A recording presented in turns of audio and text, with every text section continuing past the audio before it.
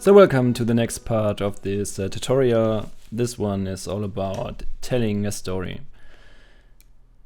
So this step is totally optional and you don't really need to do this step, but I find that it really helps me, especially if you don't have a real briefing for a character, so no one to tell you what the world he's living in or how he's supposed to look, what age he has, or anything like that.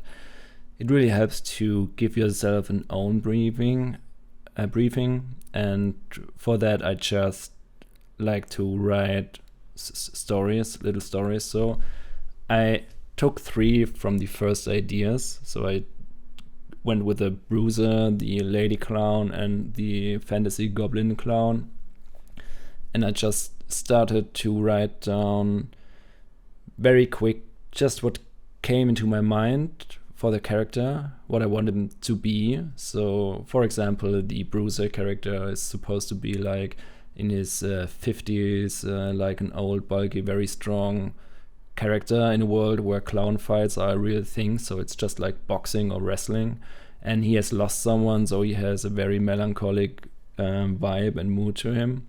And he could be like in the locker room getting ready for the next fight, looking at a picture of his lost wife or daughter or something like that. So you see, by writing these very short stories down, it's very easy to just get into the flow of telling something, getting some background. And yeah, I think that really helps a lot. And even if the character in the end is not necessary the same character you want to create because you stray on the path somewhere else, I think that's totally fine. But for me, it's just like it totally helps me, and I think it makes it so much easier. As an artist, I often have the urge to jump right into the drawing process and start to draw, and then I get frustrated because I don't really know where I'm going. So taking the time in these first steps with creating ideas and creating a story, this really helps me and pays out in the end. So yeah, that's what I did here, and I would invite you to maybe do the same.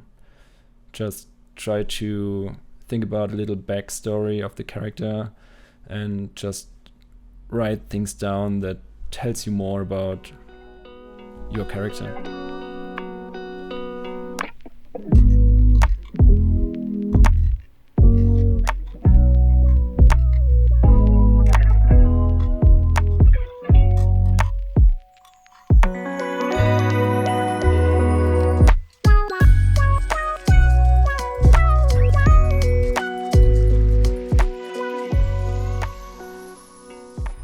So once you have your stories down, maybe for 1 or 2 or 3 or how many characters you want to do, so once you have the story down, this is the point where you can start to make first drawings and sketch the characters out.